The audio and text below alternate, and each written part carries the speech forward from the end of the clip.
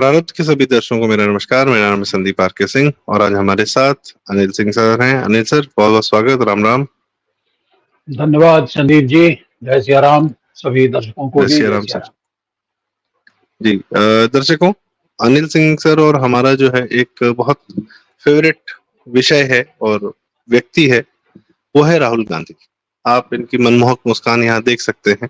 साथ में माता जी भी देख सकते हैं जो काफी ज्यादा स्वस्थ दिख रही हैं। वो अपनी इच्छाधारी तरीके से उनका स्वास्थ्य खराब हो जाता है और इच्छाधारी तरीके से उनका स्वास्थ्य ठीक भी हो जाता है। खैर, ये लोग मतदान दे के आए 25 तारीख के, कल के चुनाव में, और इन्होंने खुद ये फोटो डाली और साथ में इन्होंने केजरीवाल की पार्टी को वोट किया है क्योंकि उस इलाके से आम आदमी पार्टी का सांसद लड़ रहा है, प्रत्याशी है। इनका और उनका गठबंधन है ना दिल्ली में। खैर, इस फोटो में एक बड़ी खास बात है जो ट्विटर पे बहुत लोगों ने ऑब्जर्व की और वो हम आपके साथ शेयर करना चाहेंगे। आप राहुल गांधी के पीछे देखिए जरा, और पीछे देखिए। यह जो चित्र है या जो कलाकृति है, यह क्रिश्चियन रिलीजन से संबंधित मदर मैरी की या क्रिश्चियन रिलीजन से संबंधित पूर्णतः यह चित्र बताया जा रहा है ट्विटर पर। और सुब्रमण्यम स्वामी ने भी एक बार कहा था कि ये लोग जो हैं प्रैक्टिसिंग क्रिश्चियन हैं और 10 जनपद के अंदर जहां कोई नहीं जा सकता है वहां पर एक छोटा सा चैपल बना हुआ है। चैपल मतलब चर्च का है छोटा सा स्वरूप, अपना घर के अंदर बना लिया है। तो दीज आर प्रैक्टिसिंग क्रिश्चियंस, ठीक है। और बट सारी दुनिया को यह बताते हैं कि हम दत्तात्रेय ब्राह्मण हैं और ये हैं वो हैं जनेऊधारी हैं। पूजन वगैरह में भी दिखता है इनका कि किस प्रकार से व्यवहार है, कि पूजन पद्धति भी ढंग से नहीं आती है, बचपन से की ही नहीं गई है, या कुछ जानबूझ के उसमें गड़बड़ करने का प्रयास किया जाता है भाई बहन द्वारा दोनों। और बाकी सोनिया गांधी तो इक्का दुक्का बार हवन करती दिखी हैं जब नामांकन करने जाती है रायबरेली या अमेठी से। और एक बात और, जब राहुल गांधी के वक्तव्यों में पता चलता है कि शक्ति से लड़ना चाहते हैं और हिंदू धर्म के प्रति जो है बहुत वितृष्णा का भी भाव इनमें देखने को मिला। अनिल सिंह सर, आपसे सवाल कि क्या इनका जो धार्मिक विचारधारा है जिसको ये डेली प्रैक्टिस करते हैं, यह उसके अनुसार चलते हुए भारत पे कब्जा बनाए रखने की कोशिश कर रहे हैं, जो कि ब्रिटिशर्स ने भी प्रयास किया, अमेरिकन ने भी किया, रशिया की केजीबी ने भी किया। ये सब हमारी जो है क्रिश्चियन स्टेट्स हैं, इन्होंने पूरी दुनिया पर इंपीरियलिज्म और कब्जा बनाए रखने का प्रयास ये सारे देशों ने जिनका आधार क्रिश्चियनिटी है वो यह करते हैं, दूसरे देशों की बत्ती लगाने का काम।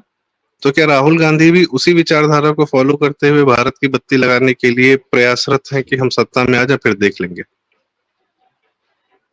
सर जी, देखिए, जहां तक क्रिश्चियन विचारधारा की बात है तो उनकी तो विचारधारा ये बिल्कुल स्पष्ट रही है पिछले 2000 सालों से। समाजवाद कह रहे हैं, साम्राज्यवाद के द्वारा अपने धर्म का विस्तार, दुनिया में ईसाइयत के प्रचार प्रसार के लिए अपने साम्राज्य का विस्तार करना, साम्राज्य स्थापित करना दूसरे देशों में, दूसरे देशों को कॉलोनाइज करना। उसका उद्देश्य ये था कि उन सभी देशों को जो है वो ईसाइयत के तले ले आया जाए। तो ये तो उनका विचार रहा ही है, शुरू से डॉक्यूमेंटेड है हर जगह। ईस्ट इंडिया कंपनी वाले जब यहाँ पे आए हैं शुरू में, तो अपने साथ जो है कुछ मिशनरीज भी लाए थे। व्यापार करने तो आए ही थे, मगर व्यापार करने के साथ साथ जो है ईसाइयत का प्रचार प्रसार करना भी उनका एक प्रमुख उद्देश्य था। और उस जमाने की उनकी लिखी हुई चिट्ठियां अपने चर्च ऑफ इंग्लैंड को कि यहाँ पर जो है वो बहुत स्कोप है और ज्यादा पादरियों की जरूरत है। पादरी जो है वो उस जमाने से आकर के जो है अपने धर्म का उन्होंने प्रचार प्रसार किया। वो तो ईसाइयत का प्रचार प्रसार तो उनके धर्म का एक इंटीग्रल पार्ट है। अगर आप वो नहीं करते हैं तो आप ईसाइयत के रास्ते से ही जो है वो हट जाते हैं एक तरीके से। और फिर इनके वंश के शलाका पुरुष पंडित जवाहरलाल नेहरू, वैसे लोग तो उनके दादा तक जो है वो खींच देते हैं। एक लाइन उनके दादा के बारे में बताया जाता है कि कोई गाजी थे, बाद में नेहरू हो गए। ओरिजिनल जो है वो गाजी थे, बाद में गंगाधर नेहरू हो गए। गंगाधर नेहरू के फिर बेटे या पोते हुए मोतीलाल नेहरू। इसका तो वैसे प्रमाण नहीं मिलता है। इसके लिए जो कहानी सुनाई जाती है वो विश्वसनीय तो है लेकिन प्रामाणिक नहीं है। तो हम जवाहरलाल नेहरू से लेते हैं, इनके खानदान के शलाका पुरुष पंडित जवाहरलाल नेहरू। वो तो ऑन रिकॉर्ड हैं ये कहने के लिए, उनका उनका बयान जो है दर्ज है कि वो शिक्षा दीक्षा से ईसाई हैं, रहन सहन से मुसलमान हैं, और by the accident of birth, जन्म की दुर्घटना से वो हिंदू हो गए हैं। तो दुर्घटनावश हिंदू हो गए हैं, अदरवाइज रहन सहन से वो मुसलमान हैं, मतलब सब कुछ खाते पीते हैं, और शिक्षा दीक्षा से ईसाई हैं। तो ये ईसाइयत जो है इनके खून में चली जा रही है पंडित नेहरू से। और ये जो राहुल जी की तस्वीर जो दिखाई गई है, मोस्ट प्रोबेबली ये उनके माता जी के घर पर ही खींची गई है। आप जानते हैं कि भारत सरकार ने, जैसा कि वो कहते हैं कि उनकी संसद सदस्यता जो है छीन ली थी, और संसद सदस्यता के साथ उनका मकान भी छीन लिया था। बाद में सुप्रीम कोर्ट के इंटरवेंशन से उनकी सदस्यता भी बहाल हुई और वो मकान भी उनको दोबारा अलॉट कर दिया गया, लेकिन वो उसमें गए नहीं। वो अत्यंत कृपा पूर्वक भारत की जनता पर कृपा करके अपनी माताजी के साथ रह रहे हैं। तो उनकी माताजी तो खैर ईसाई हैं ही, उन्होंने तो कभी ये दावा नहीं किया कि वो हिंदू हैं। हालांकि यदा कदा, मतलब हिंदू बहुल देश में अगर शासन करना है तो हिंदू होने का दिखावा तो करना ही पड़ता है। तो यदा कदा जो है कुछ हवन वन करते हुए भी उनकी एक आध तस्वीरें जो है वो आई हैं सोशल मीडिया पर। मुझे अपने कैरियर में एक समय ऐसा आया, लगभग 2 साल का वो स्ट्रेस था, जिसमें सोनिया गांधी के साथ, अब ये तो नहीं कहेंगे कि इंटरैक्शन, क्योंकि सीधे सीधे हमसे उन्होंने एक आध बार ही बात की, लेकिन उनके आसपास कोई मीटिंग वो कंडक्ट कर रही हैं, उसमें बैठने का, पीछे की बेंचों, पीछे की कुर्सियों पर 2 साल में करीब करीब 10-12 बार जो है ऐसा करने का हमको अवसर मिला। तो उस महिला को, मतलब उसको करीब करीब यूं कहिए कि 10-12 फीट की दूरी से उनको उनको देखने का अवसर जो है 10-12 बार हमको मिला। तो उनकी जो है वो 2 चीजें एकदम से स्ट्राइक करती थी उस समय मुझे।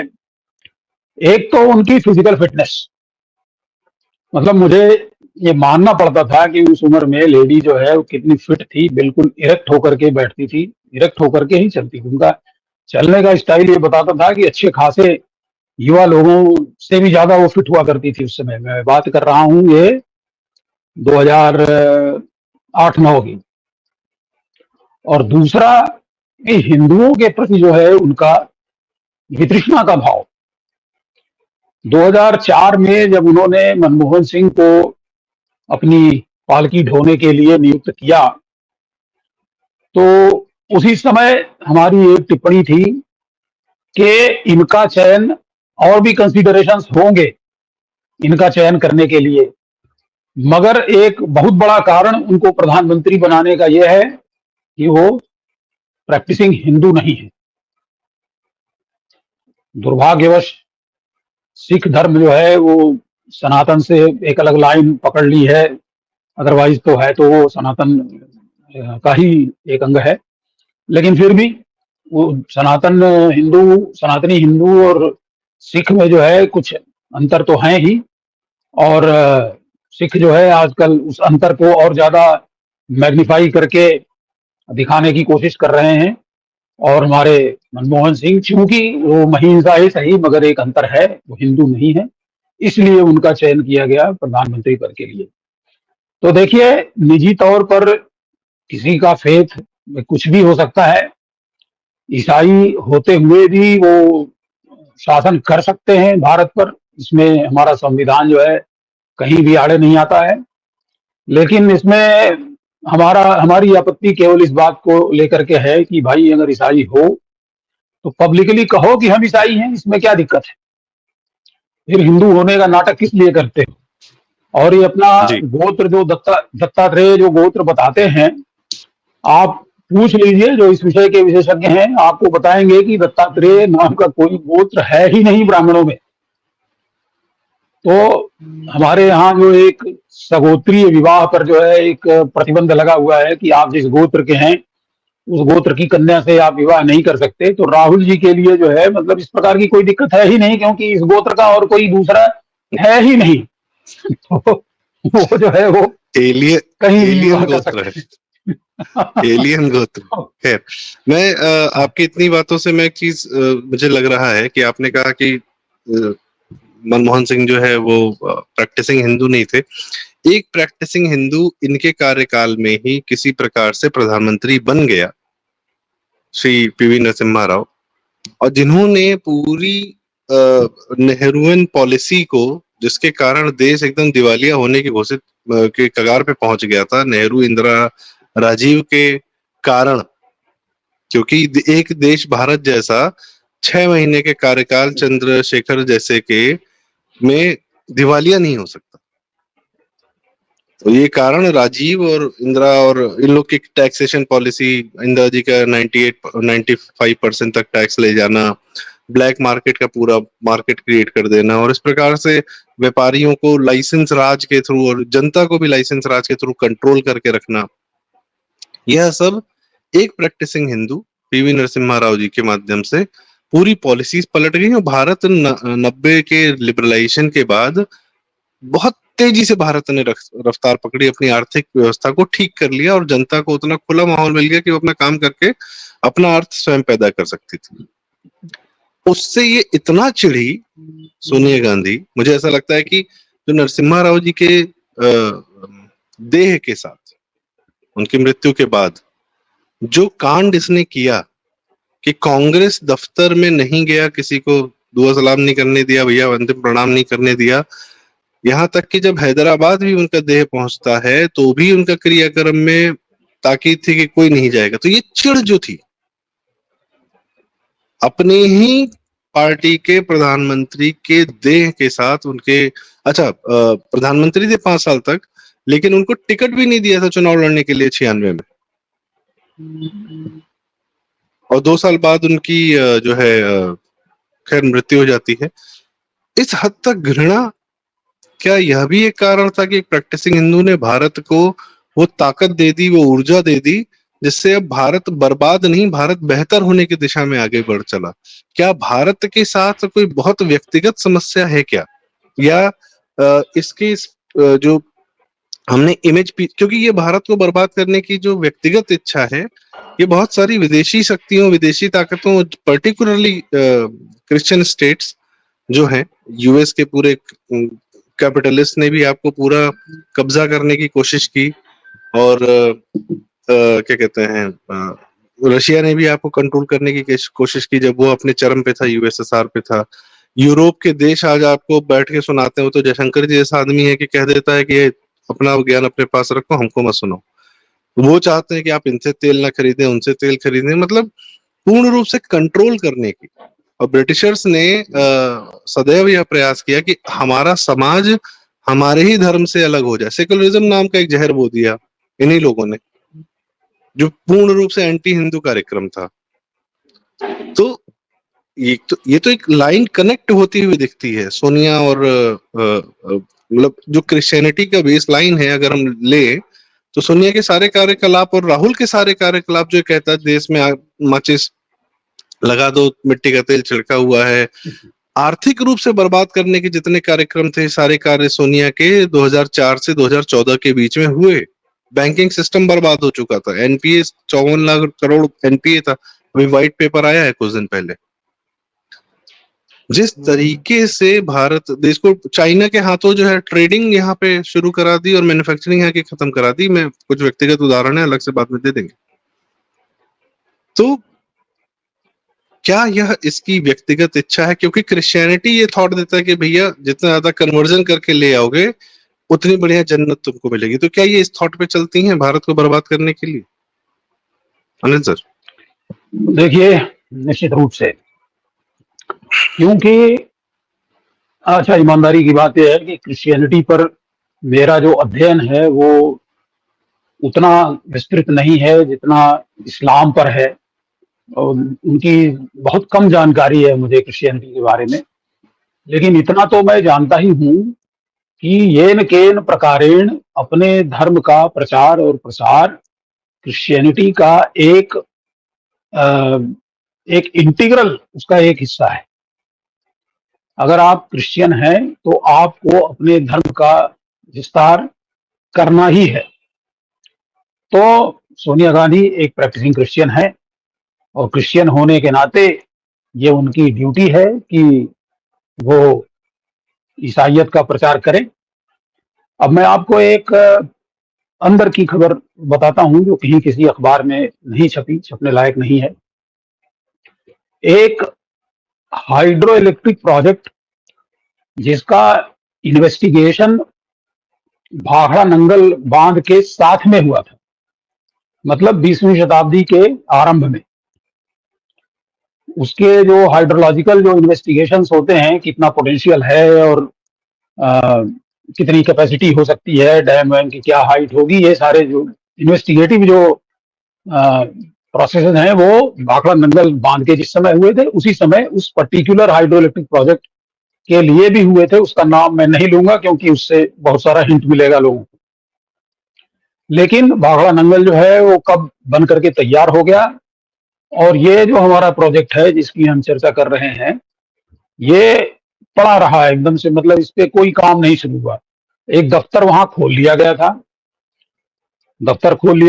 कुछ अधिकारी वहां पोस्ट हो गए थे, लेकिन जैसे ही कोई काम करने के लिए, भले कोई सैंपल वगैरह लेने के लिए या कोई इक्विपमेंट लगाने के लिए, डिस्चार्ज वगैरह कितना है नदी का इस समय ये मेजर करने के लिए, जैसे ही कुछ लोग जाते थे वहां पे ऑफिसर्स, तो घेर के खड़े हो जाते थे आदिवासी लोग। मतलब कुछ भी नहीं करने दिया करीब करीब 50 साल तक। और सरकार जो है उसको बंद करने की भी आज्ञा न दे। जो ऑर्गेनाइजेशन जिसको ये काम सौंपा गया था वो कहे कि भाई यहाँ जब कुछ नहीं हो रहा है तो इसको बंद कर देते हैं, बंद करने भी न दे। तो एक बार एक बहुत ही से डायनेमिक अधिकारी को जो है वहां नियुक्त किया गया कि भाई आप इसको चालू कराओ। कोई नहीं करा पाया, आप तो करो। तो उन्होंने भी कोशिश की। उन्होंने उनके एक रिलेटिव थे जो आईबी में बहुत सीनियर पोस्ट पे थे, तो उन्होंने वो आईबी के अपने रिलेटिव से अनुरोध किया कि साहब आप मुझे ये पता लगा करके बताइए कि अगर मुझे इसमें आगे बढ़ना है, इस प्रोजेक्ट को किक स्टार्ट करना है, तो किससे मिलना पड़ेगा, कौन है जो इस सारे चक्कर का हैंडल घुमा रहा है। तो करीब 1 महीने के बाद उनके उस रिश्तेदार ने उनको खबर दी, और ये बात मैं कर रहा हूं कब की, ये 1989 की घटना है। उस समय शायद राजीव गांधी प्रधानमंत्री थे उस समय। तो उनको ये रिपोर्ट दी गई कि आप एकदम भूल जाइए इस प्रोजेक्ट के बारे में। जो ताकत जिसमें आप बात कर रहे हैं कि जिससे मिलने से आपका काम आगे बढ़ सकता है, उस महिला का नाम है सोनिया गांधी, और वो यहाँ पर जो है वो एवेंजिकल चर्च की एक रिप्रेजेंटेटिव है। वो चर्च का काम कर रही हैं। चर्च के काम के लिए अभी आईबी वालों ने बताया था उनको, हमारे बॉस थे, उन्होंने हमारे जैसे कुछ लोगों को बोल दिया, वो इस दुनिया में नहीं है तो इसको बताया जा सकता है। तो ये जानकारी जो है वो भारत सरकार के पास बहुत पहले से है कि ये मैडम हैं क्या, किसका काम करने के लिए यहाँ पर आई हैं और क्या काम कर रही है। अब वो जिस खानदान से उनका ताल्लुक रहा है, किसी की हिम्मत नहीं हुई उन पर हाथ रखने की। लेकिन सौभाग्यवश अब एक ऐसी सरकार आ गई है जो जिससे हम उम्मीद करते हैं कि धीरे-धीरे जो है वो सभी रहस्यों से पर्दा उठाएगी एक एक करके। जो आपने कहा कि नरसिम्हा राव से इनकी घृणा की वजह क्या उनका एक सनातनी हिंदू होना था, हो भी सकता है और नहीं भी हो सकता है। कोई मतलब ऐसा डॉक्यूमेंट्री एविडेंस इसके लिए उपलब्ध नहीं है जिसके आधार पर हम कहें कि केवल हिंदू होने के नाते वो उनसे चिढ़ती थी। मगर नरसिम्हा राव से इनकी जो चिढ़ है वो बिल्कुल जग जाहिर है, ओपन सीक्रेट है और इसका एक प्रमुख कारण मेरे समझ से ये था कि जैसी इनको आदत पड़ी हुई थी कि आकर के सलाम बजाता था हर आदमी।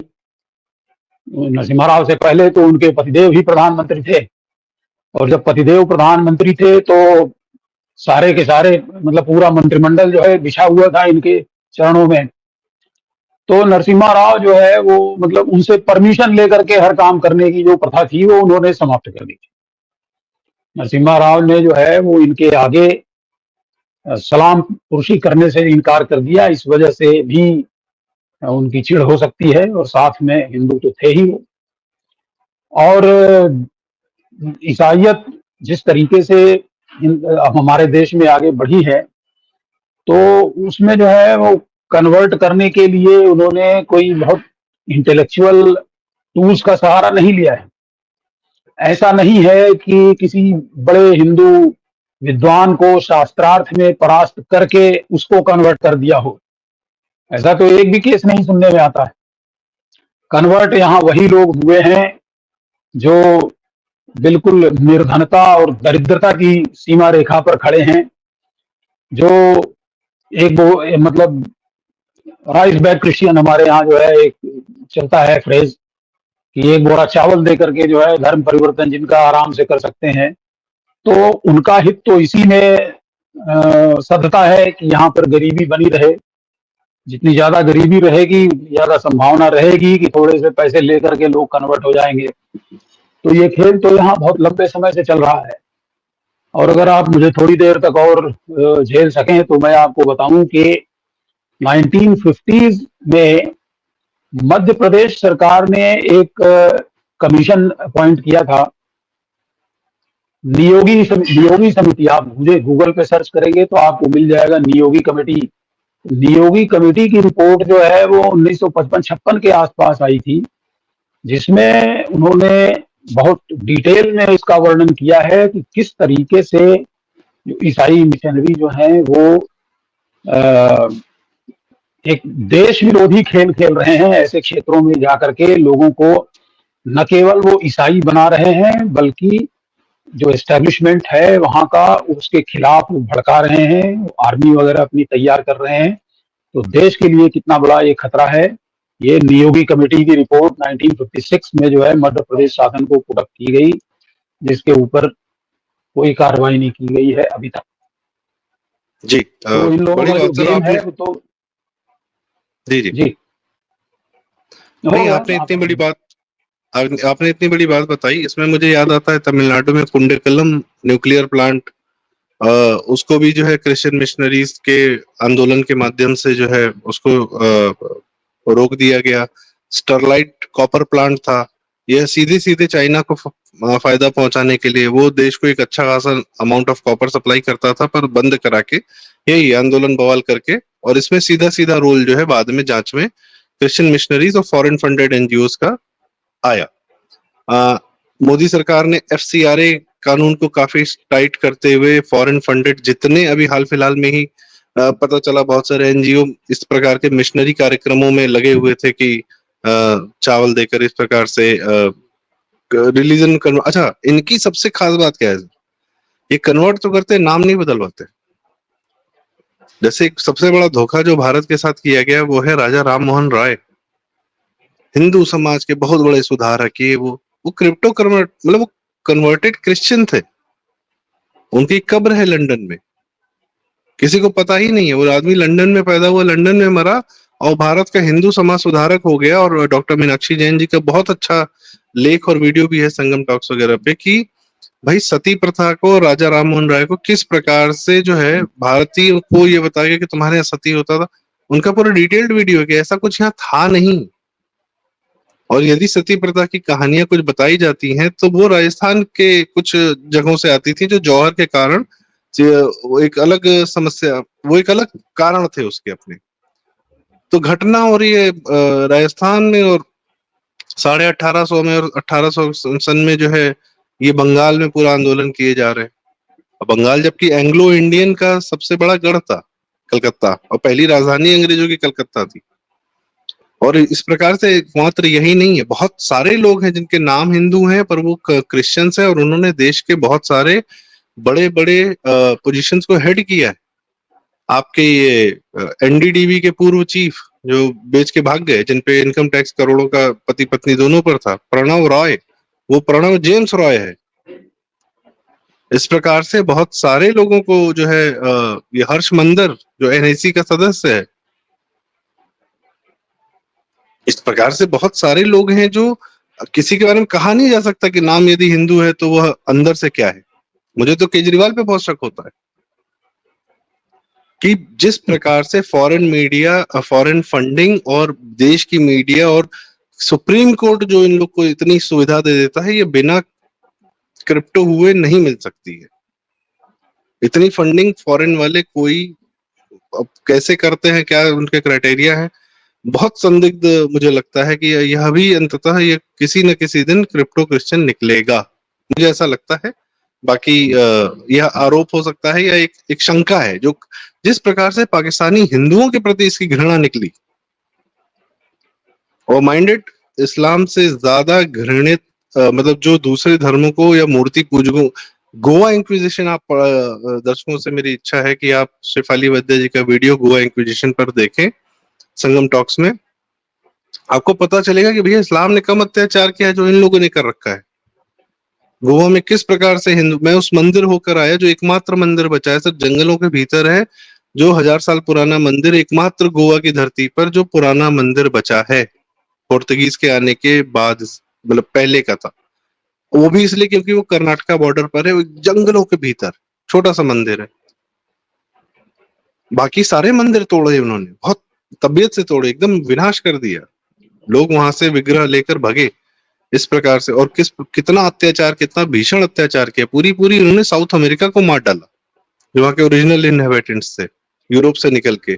नॉर्थ अमेरिका के सारे रेड इंडियंस को गिन गिन मतलब जो ओरिजिनल, भारत में भी इनका यही इच्छा थी। ये जो कांग्रेस का संस्थापक एओ ह्यूम था, इसने इटावा में पता नहीं सैकड़ों लोगों को पेड़ पे टांग दिया था फांसी देके, सैकड़ों लोगों को, और फिर उसके बाद गया था कांग्रेस की स्थापना करने। तो यहाँ अत्याचारों की कोई कमी नहीं की इन्होंने, और इनको अपने जैसा बनने वाले, मिलने वाले, आपकी पूरी शिक्षा व्यवस्था तोड़कर जो है अंग्रेजों के लिए नौकर पैदा करने की शिक्षा व्यवस्था भाई साहब करके चले गए। बड़े यहाँ फेमस रहते हैं, नाम नहीं लूंगा उसका। खैर, कहने का मतलब है कि यह तो, और हिंदू समाज से या अपने पूरे यूरोप को, जब जब क्रिश्चियनिटी निकली है मिडिल ईस्ट से, यूरोप को तबाह किया है। 500 साल डार्क एजेस कहे जाते हैं। इनके दौरान कोई साइंटिस्ट अपनी बात नहीं कह सकता था। कोपरनिकस, गैलीलियो जैसे बड़े साइंटिस्ट को इन्होंने इतना प्रताड़ना दी, इतनी प्रताड़ना दी कि कुछ भग गए, कुछ जला के मार दिए गए। ये किया इन्होंने। लाखों महिलाओं को जो नेचर की पूजती थी, उनको चुड़ैल बता बता के जला के मार डाला। ये पूरा जो अमेरिका में बसे लोग, वो यूरोप से भाग के, इनके अत्याचारों के हमारे भाग के नए जगह चले गए, वहां जाके बस गए, और वहां भी काम वही किया कि वहां के लोगों को मार डाला। भारत पे भी यही इनकी इच्छा है, ऐसा दिखता है मुझे, ऐसा लगता है मुझे। अब यहाँ पे यहाँ का दुर्भाग्य है कि यहीं के लोग मिल जाते हैं इनको भारत को बेचने के लिए।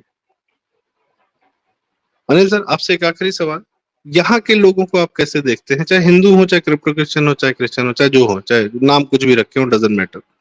यहाँ के लोगों में ये क्या भाव आ जाता है कि यह अपने आप को जो है भारत को बेचने की सारी प्रक्रिया में इन फॉरेन फोर्सेस के साथ कोलैबोरेट कर जाते हैं?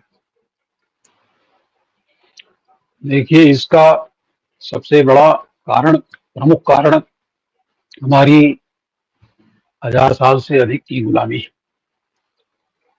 जो विदेशी शक्तियों के द्वारा हम शासित होते रहे पिछले 1000 साल से, उसी का ये परिणाम है कि हम जो है वो अपने ही संस्कृति, अपने ही आचार विचार, अपनी भाषा, अपने खान-पान, उनके प्रति जो है एक हीन भाव विकसित कर चुके हैं बहुत हद तक। और इसको आजकल मॉडर्न वॉरफेयर की भाषा में इसको इंफॉर्मेशन वॉरफेयर कहा जाता है। इंफॉर्मेशन वॉरफेयर में होता ये है कि इस प्रकार से सूचना तंत्र को कंट्रोल करना कि वो देश या वो सोसाइटी जिसके ऊपर आप कब्जा करना चाहते हैं, उसको अपने ही अपने ही सोच पर जो है उसको संदेह होने लगे कि जो मैं सोच रहा हूँ वो सही है या नहीं। इस प्रकार से जो है कोचिंग की जाती है, इस प्रकार की स्कूलिंग होती है यहाँ के बच्चों की, युवाओं की, कि वो अपने ही पूर्वजों को जो है वो सबसे बड़ा बेवकूफ, अंधविश्वासी और रिग्रेसिव ये मानने लगते हैं। और एक बार जब आपके दिमाग में जो है वो संदेह का कीड़ा जो है घुस गया, असली चीज तो संदेह है, डाउट हो गया आपको कि हमारे पूर्वज थे इस तरह के, तो उसके बाद तो फिर भगवत गीता में कहा ही गया है कि संशय आत्मा प्रणश्यति। एक बार संशय की स्थिति में आप आ गए तो फिर आपका विनाश होना ही है, और वही हो रहा है। अब समय सर, के साथ जी। क्या हुआ कि ईसाइयत को सबसे बड़ी लड़ाई जो लड़नी पड़ी वर्ल्ड वाइड, वो साइंस से लड़नी पड़ी। साइंस में जो है वो एक के बाद एक ऐसी डिस्कवरीज हुई जिन्होंने चर्च की मान्यताओं का खंडन किया, और कोई चारा नहीं रह गया ईसाइयों के पास, ईसाई धर्म गुरुओं के पास कि विज्ञान की जो मान्यताएं, जो खोजें हैं, उनको मान्यता दें। और इसके बाद विज्ञान के इंटरवेंशन के बाद इन्होंने अपने तौर तरीकों में थोड़ा सा परिवर्तन किया। जब तक साइंस से जो है उतना ज्यादा प्रभावित ये नहीं हुए थे, तब तक तो वही इनके तरीके भी जो है वही मारकाट, लूट खसोट, अत्याचार वाले ही थे। लेकिन बाद में जो है इन्होंने थोड़ा सा सोफिस्टिकेशन इंट्रोड्यूस किया है अपने तौर तरीकों में, और सेवा के बहाने धर्म परिवर्तन का इन्होंने एक कार्यक्रम शुरू किया। जो देखा जाए तो जो धर्म परिवर्तन तो मतलब मुसलमानों का भी दायित्व है, ये इनके प्रकारेण इस्लाम का प्रचार प्रसार, ये उनके धर्म की भी जो है उनका भी एक मजहबी कर्तव्य है। लेकिन इसके लिए जो तरीके वो इस्तेमाल करते हैं वो थोड़ा ज्यादा क्रूड किस्म के हैं, इसलिए वो हाईलाइट हो जाते हैं। और इन लोगों का जो तरीका है वो बड़ा रिफाइंड है। जैसे मदर टेरेसा जैसे लोग जो है वो सेवा के नाम पर जो है यहाँ आते हैं, हर तरह के कुकर्म करते हैं, और अंतिम उनका जो लक्ष्य होता है कि अधिक से अधिक संख्या में लोगों को ईसाई बनाया जाए। और ये जो पकड़ में नहीं आते हैं, ईसाई बनने के बाद भी ऊपर से हिंदू बने रहते हैं, इसका जो है एक बहुत बड़ा कारण हमारे यहाँ आरक्षण है। क्योंकि उनको आरक्षण का लाभ मिलता है, उस लाभ को वो जाने नहीं देना चाहते। अगर वो डिक्लेयर कर दें कि उन्होंने धर्म परिवर्तन कर लिया है, तो ये होगा कि भाई अब तो आपके ऊपर जो भी अत्याचार 1000 साल से हुए हैं, जिसकी आप कहानी सुनाते हैं, अब तो आप उस समाज से ही निकल गए, अब काहेगा अत्याचार।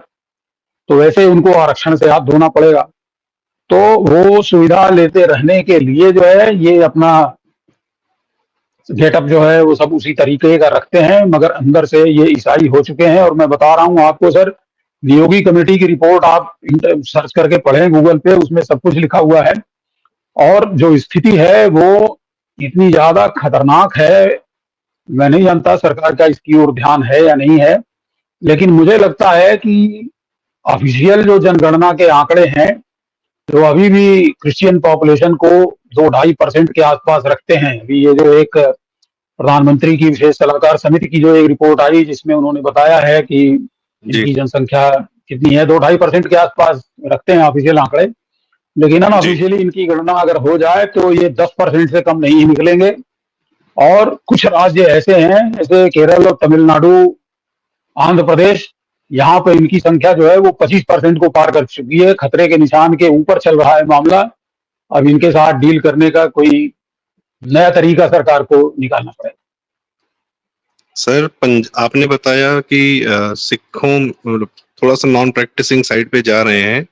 सबसे बड़ा मजहब ये सिख से क्रिश्चियनिटी में परिवर्तन पंजाब में हो रहा है। वीडियोस आते हैं और कौन कौन कर रहा है? बलविंदर पास्टर, बलविंदर है वो, बलविंदर सिंह, वो पास्टर है और खुलेआम जो है उसके वीडियोस आते हैं कि भाई एक छींटा मारा तो सैकड़ों लोग जो है बिलबिलाने लगे और कराहने लगे और दर्द से, फिर उसके बाद एक इनका दर्द दूर कर दिया, इनकी बीमारी दूर कर दी।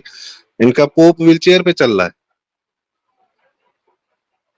कोरोना के दौरान पानी स्प्रे मार मार के जो है बैप्टिज्म किया जाता है।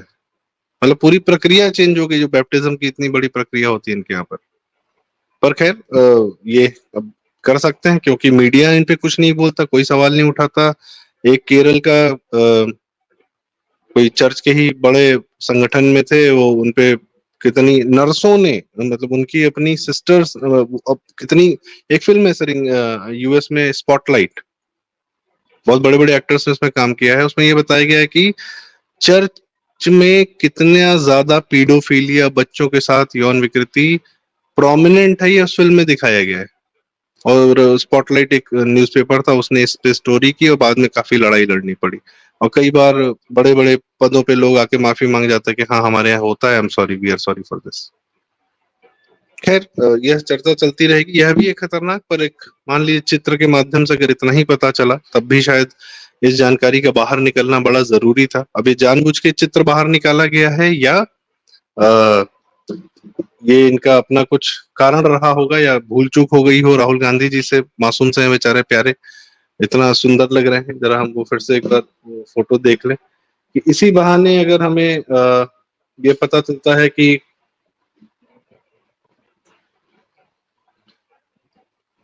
बेचारे कितने क्यूट लग रहे हैं। देखिए, देश में आग लगाने की इच्छा में रखने वाले लोग इतने क्यूट लग सकते हैं, तो ये देश ही जाने क्या हो सकता है।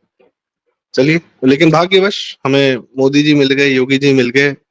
उम्मीद है देश हमारा बचा रहेगा, भारत बचा रहेगा, सनातन बचा रहेगा और उसका प्रादुर्भाव होगा और वो इससे जरूर, इस मानसिकता से जरूर टक्कर लेगा और इनको पीछे ढकेलेगा।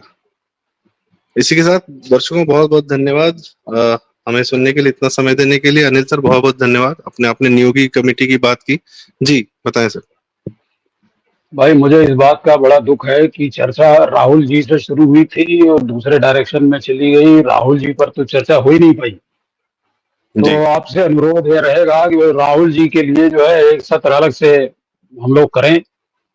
जी मतलब उनका चरित्र भी इतना विशाल है कि उस पर भी मतलब कितनी भी चर्चा की जाए वो कम है। तो कम से जी कम एक सेशन तो बनता है उनके ऊपर, वो हम लोग करेंगे कभी।